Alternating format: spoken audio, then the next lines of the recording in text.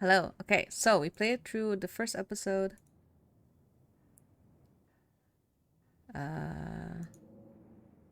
Save the game now. Continue. Okay, so now we're gonna go now to episode 2. We're in the bed where we fell asleep. You open your eyes. The sun has risen. The birds are singing because the bed can't sing. You are still alive, and for now you are safe. Your gaze wanders across the room to the window and the woods beyond. You wonder if the monsters are lurking there, right now, just beyond the trees, ready to pounce as soon as you leave the crumbling estate. A familiar unease settles into your gut, tangling into a knot of anxiety, wriggling as the events of last night play out in your head. You can't help but remember Duke, stumped against the tree, pieces of him scattered across the clearing. You're not sure if you'll ever feel okay again after what you've seen, but you can't stay in bed forever. I could. Hunger pulls you from the clammy depths of the mattress. Never mind.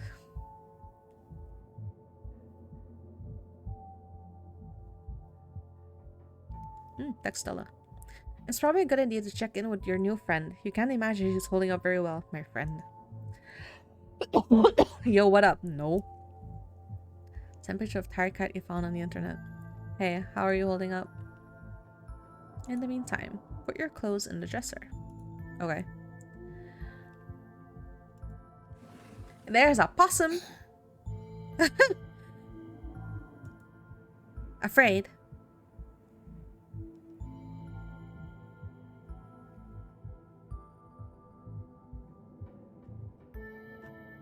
My friend, I don't hurt. Afraid? What's your name? Dustin. Dustin the possum! What are you doing in my drawer? Warm. Dark. Can you tell me about the human who lives here? Which human? Bernine died. Only one human lives here. Dustin not good with names. 2 humans live here. Can you tell me? 1 human sad. 1 human scary. What? The scary human. Always watches. Eyes hateful. The sad human? Cries. Gives Dustin bad sleeps. Never mind. Okay.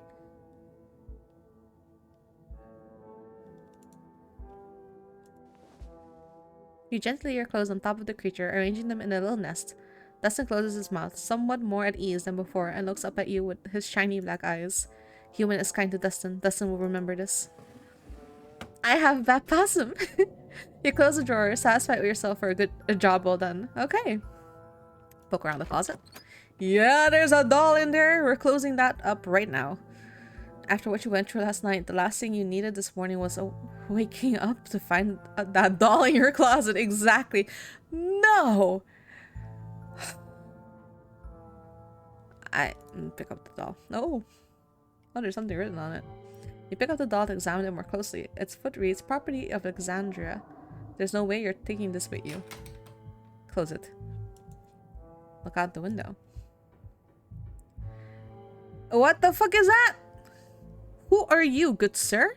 You creep towards the window carefully not to be seen by whatever might be lurking in the garden. For a second you thought you saw movement. It could have been an animal. It could have been something else. Whatever it was, it's gone now. I saw it! Maybe you'll head out there and investigate after you finish waking up. No! Going to the kitchen. Oh, the cat is here. All of these post-it notes. You're back in the kitchen. Frofro eyes you from her favorite spot on the counter. Her pupils dilate and her tail twitches. I see you are still here. How unfortunate.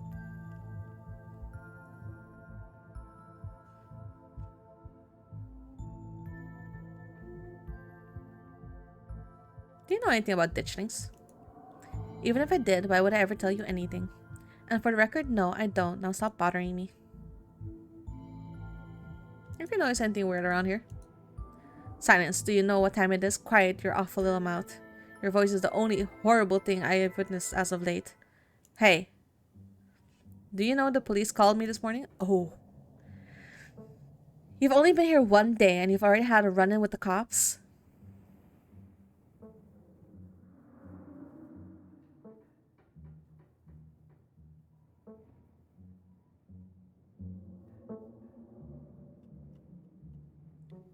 Did the cops say anything about Duke? Did they find the body? Body? They didn't say anything about a body, but apparently he never went home last night. And they had quite a few questions about you, Miss Catonic, and before you asked, don't worry, I told them that you're an upstanding citizen.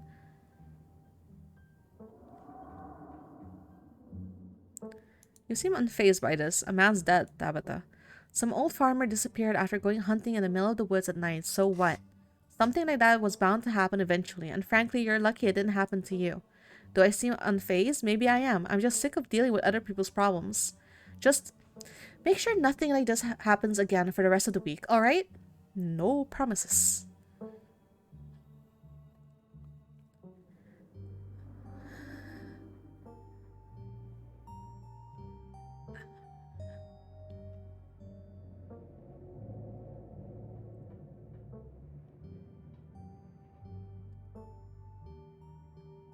I'm sorry.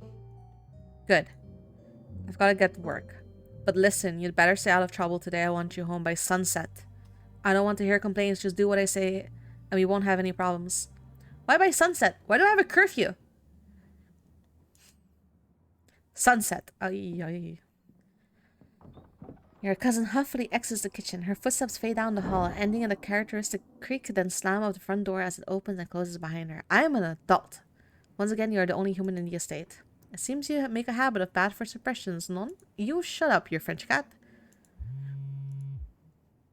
You know, up most of the night on cryptic forums, but no good answers yet. Chugging coffee in the library now if you want to join. I have scones.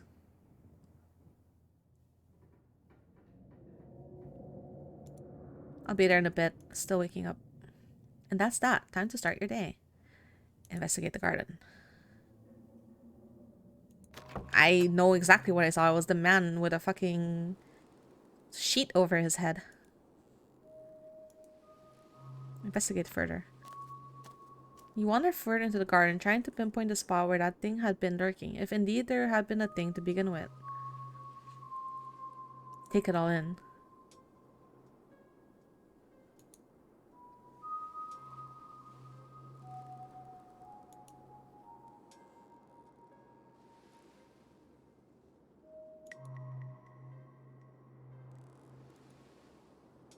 Check the ground for clues. Oh, there's blood!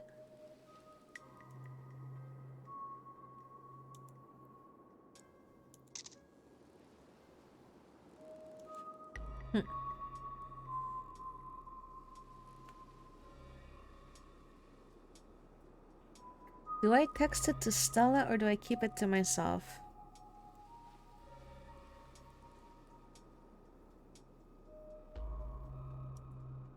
You send the photo to Stella. Look what I found in the garden across my window. No way that's Tabitha sized. You head back inside. Time to figure out what to do with the rest of your day. Head to town. Does that cat eat? Do I feed the cat? Does Tabitha feed the cat?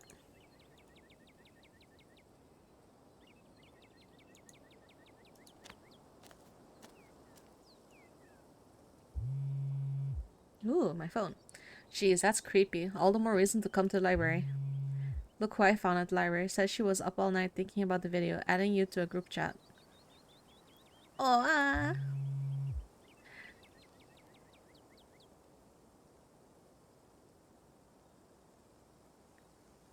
I'm only here because it's quieter than the store or was, lol, and I'm trying to figure out what animal those things were. I don't buy into harbinger of doom stuff. You know what animals they are. They're ditchlings and they are harbingers of doom. Sounds like they're having fun. Dang, I need those scones. On my way. Lol, let's not get ahead of ourselves. I'll be there soon. Can't wait. Can't wait to solve this mystery. Almost back to town. Continue down the path. Oh, I can show her the picture. You make it to town in one piece. No creatures jumped out at you. No scary men blocked your path. The sight of other people is comforting, helping you forget the things you've witnessed as if they happened to someone else. Oh, hey, Miss Catonic. Hello. I like your piercings.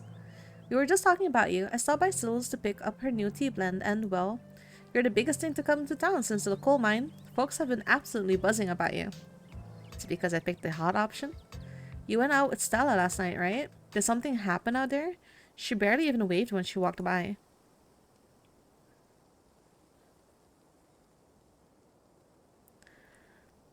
Tell Avery the whole truth.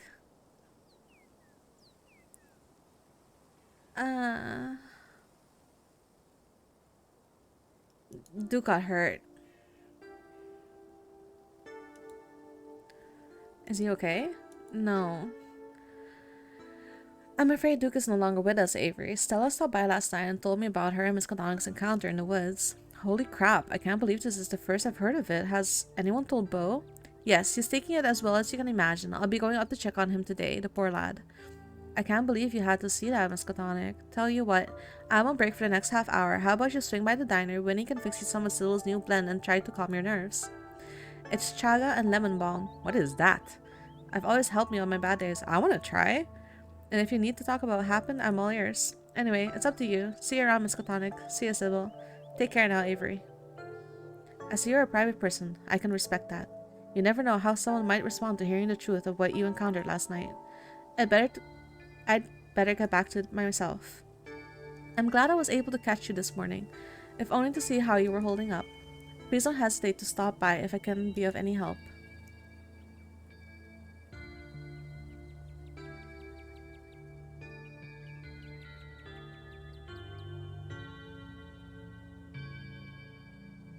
Why doesn't anyone in this town seem to know or care that the man died?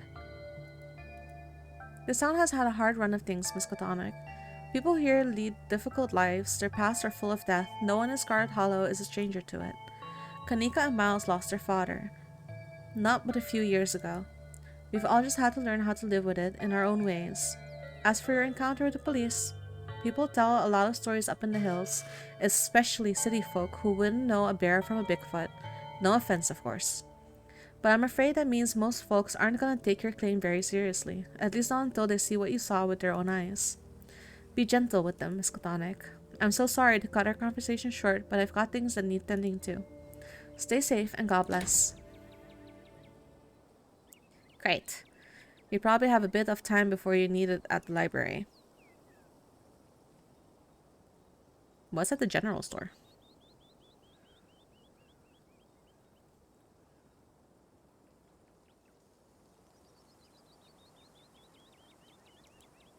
Okay. He promised me food. I want to try the tea. The diner's a little quiet today, but the air is still heavy with the tantalizing smell of breakfast. No. Talk to Avery. You slide into the booth across from Avery. Hey there, stranger. Before you can exchange word, Winnie sidles up a fresh mug of tea in her hand. Heard you might need this. The answer to 29 down is oink, by the way. What? But the clue is pen sound. How is that a pen makes? Wait, pen like pig pen. Are you kidding me? How was I supposed to guess that? I don't know why you even bother with those things. They're just gonna frustrate you. It's just something to do to fill the time, but maybe I should switch to Sudoku. Winnie leaves Avery contemplating daily newspaper puzzles, returning to her seat behind the counter. So, what the hell really happened last night? You can tell me. I won't judge.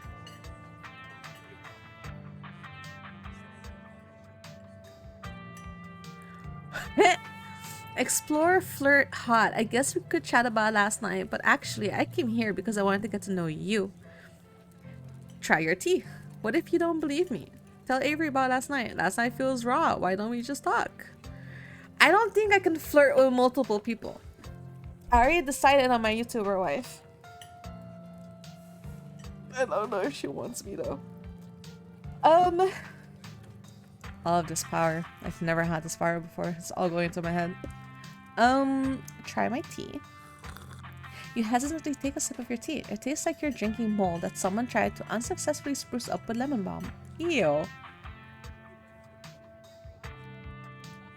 It tastes healthy. Take another sip.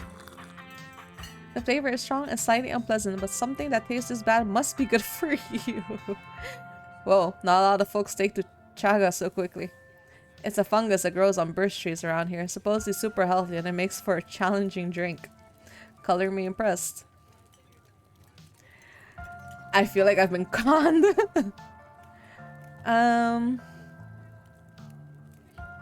This is gonna backfire so hard. Oh yeah? Alright. What do you want to know? Have you lived here your whole life? Nah, I moved here from Charlotte, gosh, 3 years ago now? Maybe a little more. I've lost track. Aunt Winnie offered me a place to stay and a job, and who was I to pass up that sort of generosity? To be honest, it feels like I just moved in. Practically everyone apart from the Cole folks grew up in this town, so it's like I'm the perpetual new kid. Don't get me wrong, folks here are plenty polite and friendly, but there's a shared history I'll never be part of. Why'd you leave Charlotte? Nah, it's cool. I was having some education disputes with my folks. They had thoughts on how my life was supposed to go, and I had other plans. It wasn't great, especially since I was still stuck under their roof. Well, my aunt heard about it. She offered me a job and a place to stay, and the rest is history.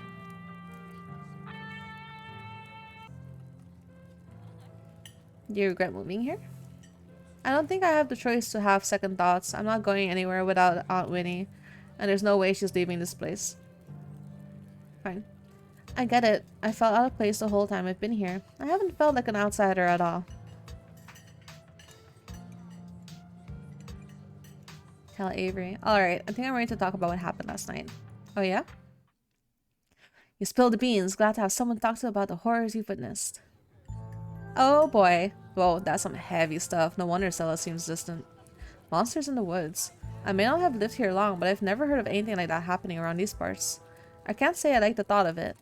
Now that I think about it, when the cops came in this morning coffee, they mentioned something about going out to the woods to look for someone. It must have been Duke. They seemed so disconnected from it. I figured it couldn't be very serious, but whoa.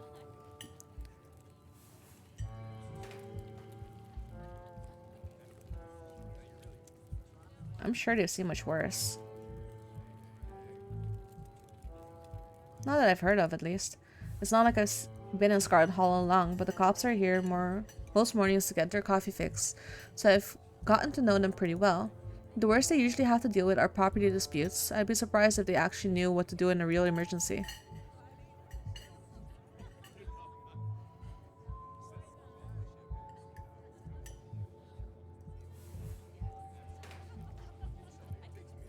Let me know. Definitely. Oh man, it looks like my shift is starting. Hopefully the Chagas had a chance to start working as magic. The diner is where everyone comes to gossip, so I hear a lot about what goes around here. I'll let you know if anyone mentions those monsters or anything else strange or unusual. Thank you! Avery slips out of the booth, giving her friendly half-wave before disappearing into the back. You leave the diner ready to continue your day. His aunt was hearing. She heard. Oh, I gotta go to the general store anyway. This is cool! This is your first time seeing the general store in the light of day. What is that? Authentic rocks. Assorted minerals. Pulled from the Scarlet mine. A young man sits at the table by the register, too preoccupied with his phone to care that you stepped in.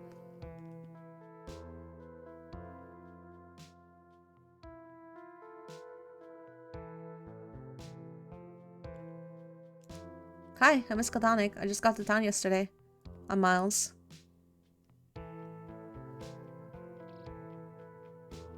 If I wanted to buy chips or something, do I talk to you, or you could just have some chips if you want? It's not a big deal.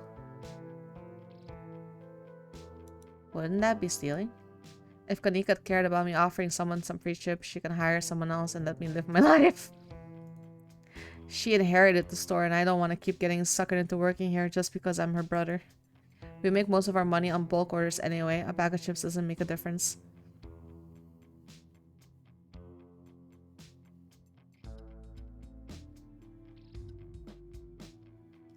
I'm paying for my chips. I insist.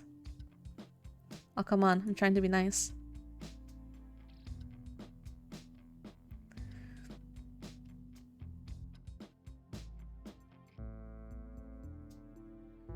Take chips.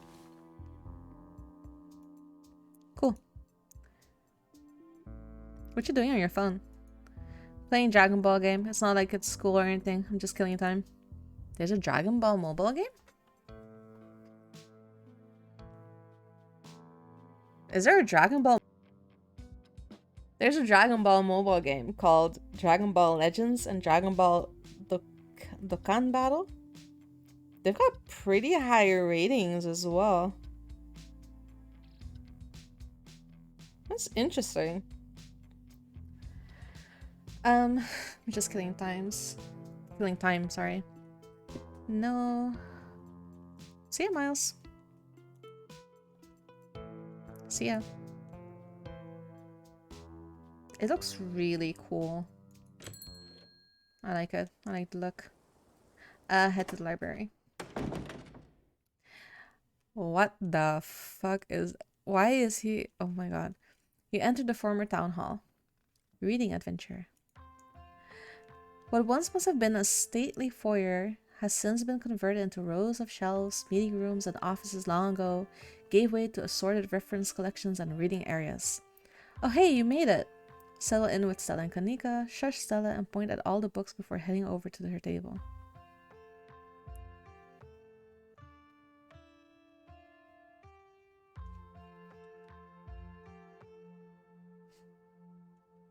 No, just settle in.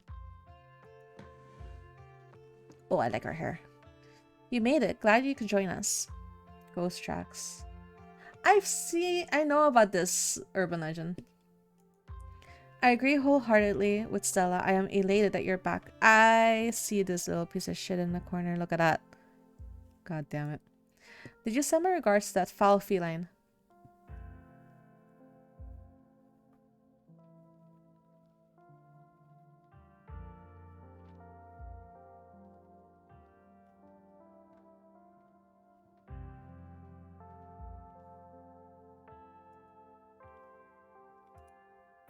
A slight misfortune, but entirely understandable. I've never met a beast as horrible as her, at least not before last night. Morning, Miss Catonic. You look tired. You can't just tell someone that they look tired. Snitch on Miles. Yeah, this date isn't the easiest place to get a good 8 hours. It was hard to fall asleep last night, all things considered. I'll sleep when I'm dead. I'm pretty amped up, actually. I've never done a Scooby-Doo before. Kanika, can you just tell someone they look tired? Remain silent. Yeah, they say it isn't the easiest place to get 8 hours. And all of those dreadful creatures in every nook and corner. It's a wonder you've gotten even a wink. I can only imagine that place was already falling apart the last time I was there, and it's been years. I can't believe it hasn't been condemned. Not that there's anyone here to do the condemning. Anyway, I guess we should get started. Oh. Before I forget, we've got to talk about that photo you sent me this morning. Kanika, check this out. Miss Katonic found it in Tabby's garden this morning, right in line of sight of her bedroom. What in the world is that liquid around it? It looks like pus.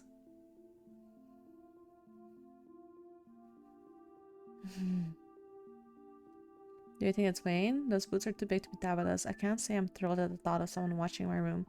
I don't know if there's a connection to what happened in the woods, but it felt worth texting Stella about. Say nothing. The possum that lives in my dresser says there are 2 people that live at the estate. The possum that lives in my dresser says that 2 people live at the estate. I thought it might not have been realized Berlin died, but I wonder if this is who he was talking about. Tell Stella that I was the one who broke Mr. Jingles. Maybe then she'll finally understand the connection that you and I share. Kanika and Stella silently glanced at each other.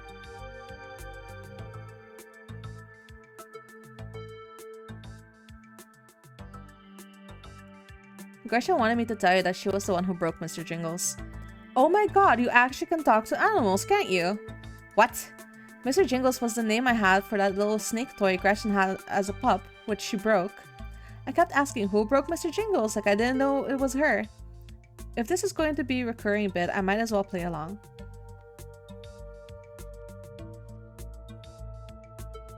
I can't say that I'm thrilled at the thought of someone watching my room. No kidding. Maybe you'll be safer if you don't stay at the estate. Do you think it could be that creep we saw outside of the general store last night? He knew your name, and those boot prints match up with the mining getup. Whoa, apparently I missed a lot last night, huh? You're not talking about Wayne, are you? That guy keeps coming to my mom's tea room. I think there's something really wrong with him. Yeah, we are. I wonder if there's any connection between that guy and what happened in the woods last night. Like what? I mean, I don't have anything specific, but we do have the whole prophecy of impending doom angle to explore, and this photo is weird. I can't stop thinking about those splatters on the ground. If this whoever left those prints is sick, maybe it's from the creatures you encountered. Hey there, strangers. Hello. You look like that actor from Midnight Mass. And literal stranger. We won't be strangers for long. Oh, you rascal. Oh gosh, hi, I'm Oscar Gutierrez. Oh, chief librarian and only librarian. Miss Cotan's in town for the funeral. Oh, I should have known you were Scarlet. You look so much like Vivian. Not that I knew her very well. I was still a little kid when she left. But that Scarlet resemblance is strong. Not that that's a bad thing. Oscar's amazing. He's practically built this library from scratch. Yeah, I'm a little jealous of what the kids around here get to grow up with. They don't know how good they have it. Back when I was in elementary school, all the libraries had was a couple shelves of boring books donated by old people. Y'all are too kind, but speaking of kids, have either of you seen Rosalina around town? I don't want to be a helicopter dad, but she hasn't been answering my texts, and I wanted to make sure she isn't getting into trouble out there. You know how the crowd she hangs around with. They're good kids at heart. I'm sure they're just up in the old Maxwell place doing teen stuff. I went up there plenty of times in my day, but I'll be sure to keep my eyes peeled. I'm sure she's fine. What's the old Maxwell place?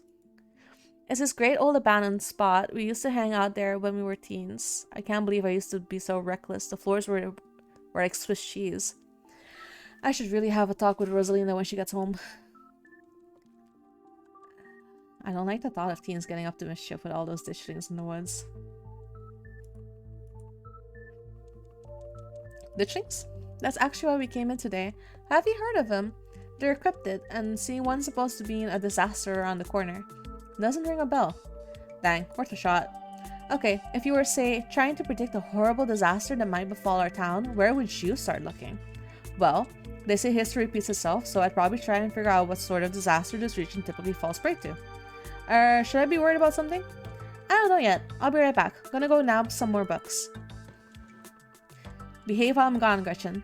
Aw, you don't have to worry about her. Stella, you're such a good dog, aren't you, Gretchen? Here, have a biscuit. Well, ain't you the sweetest thing on two legs? I'm pretty sure Stella's barking up the wrong tree, Oscar. I don't think you have to worry about any horrible calamity befalling the town. But she's right about the weird stuff. There's definitely something unusual going on around in those woods.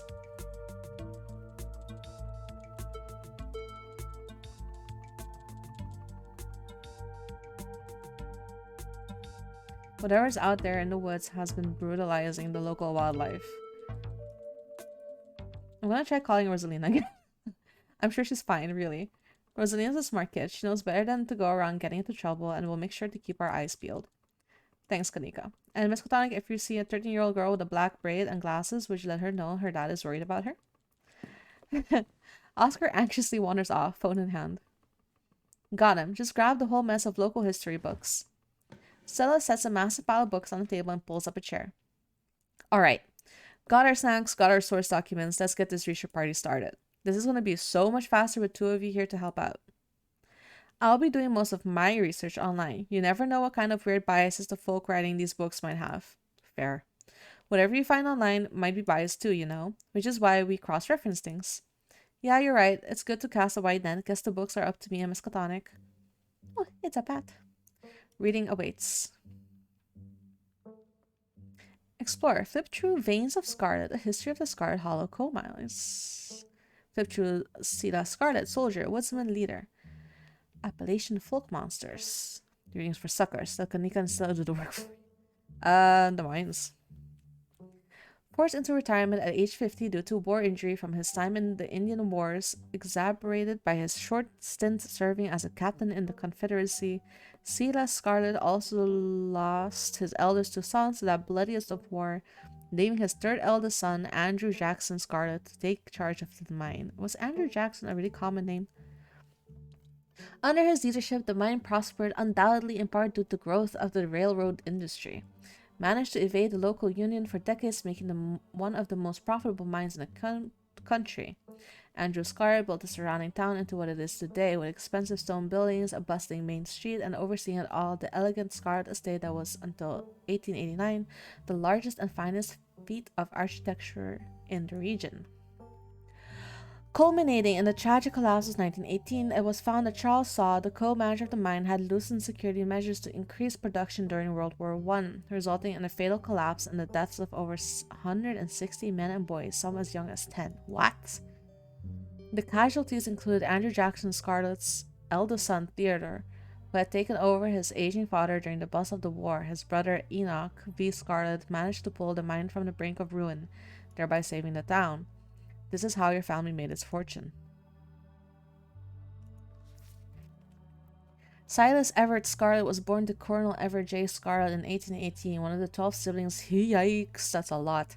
He grew up in eastern North Carolina during a tumultuous time in the state's history, and not much is known about his life before he joined the army in 1836. He quickly rose through the ranks, in part due to his father's connections, but also due to the particular ruthlessness for which he received the nickname Bloody Silas Scarlett. The federal government granted the now Captain Silas a tract of bounty land in exchange for his service in the Indian War, and he settled into the hills of North Carolina in 1841. That land would become Scarlet Hollow. But it started as a simple log cabin built by Silas's own two hands, occupied by his family of 10. Silas, his wife Mary Joseph Scarlett, and their 8 children. Logging business brought many workers and fellow landowners to the hills, but it wasn't until Silas discovered rich seams of coal running underneath the entire region that Scarlet Hollow was really put on the map. He saved what he could and bought the surrounding hillside at a great discount, cleverly hiding what he knew about the land's true value. Thus, he had all the resources to found Scarlet Hollow's now famous coal mine. You're finished with this one. Flip through Appalachian folk monsters. A few entries catch your eye. Wampus Cat, a large cat-like creature with loud howling voice, often said to sound like a woman crying out in pain. Tommy Knockers, an enigmatic cave-dwelling creature, is primarily known for causing mischief. Talipo, a small creature with a long tail and wide yellow eyes. A Wampus Cat? Often linked to Cherokee legends, some cite the Wampus Cat as originating with the story of a woman who sought vengeance against a monstrous cat demon for driving her husband mad. She hunted it down and, by wearing a bobcat mask, tricked it into using its own vile magic on itself, freeing the people of the region from its evil. Others say the creature comes from the story of a woman who wore the pelt of a wild cat to witness forbidden hunting rites. The hunters of her village gathered to perform the rites, and she watched in secret from underneath the cat pelt, but was soon discovered. For her indiscretion, she was fused with the pelt and transformed into a creature that was neither human nor cat, forced to wander the wilderness alone, feared by all. Her calls are those of great sadness, and serve as a warning to anyone who dare go against tradition. Jesus. Tommy Knockers originated in Cornish mythology, spreading to the United States when Cornish immigrants began working in Appalachian mines. They're named for the knocking that can be heard from seemingly within the walls before a cave-in. According to some, the knocking serves as a benevolent warning. Others believe that the creature take stolen hammers to the supports of mines and collapse them on whoever is unfortunate enough to still be inside.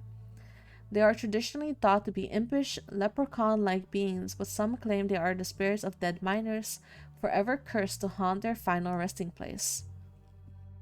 Talipo. Huh? I don't see anything. Okay. There was a hunter who lived in a tiny cabin in the middle of the woods, all alone with his hunting dog. One night, after a particularly bad week of hunting, both their stomachs empty, the hunter spied something out of the corner of his eye. Oh, yo! Some small creatures had gone into the cabin through a hole, and before he could even figure out what it was, he'd drawn his gun and fired at the thing, his hunger guiding his actions. But it was quick and ran back through its hidey hole and out of sight, leaving only its long black tail shot off by the hunter's rifle. Guess it'll have to do, he said to his dog, and threw the tail into a pot to cook soup. He and his dog ate well that night, and the tail filling them both up, the hunter crawled into bed satisfied, and his dog curled up at his feet. He woke up to the sound of long nails scrabbling across wood. His dog was nowhere in sight, only a crumpled spot on the cover where he'd been, and in the gloom you saw 2 big yellow eyes staring at him. I want my Talipo, a high hoarse voice croaked from the darkness. Go away, he screamed at the thing. But it stepped closer to him, still shrouded in darkness, the sound of long claws dragging across hardwood accompanying its movements. I want my Talipo, the creature growled again. I'll get my dog after you, the hunter squeaked, his voice catching in his throat with fear, but there was no dog to be seen. I want my Talipo. Before the hunter could so much as scream, the creature leapt from the darkness, long claws stretched out towards the hunter. No one is sure what the creature did to him that night, but the next morning all that remained of the hunter, his dog, and his cabin was a chimney standing alone in the woods. You're done here. I think I'm all done. Let's check in. I think I'm all done. Let's check in. Alright, if we're going with what Kanika's mom told us last night, I think we can rule out any natural disasters as what brought the ditchlings here. But not nuclear incidents. Looks like our state has a history with those. What about y'all? Find anything? It's a cat! Alright, so with that introduction of a new character, we could call it quits here, because the episode is now a little bit more than half an hour long. I'm gonna keep playing, so the next part will be up soon. Have a nice day.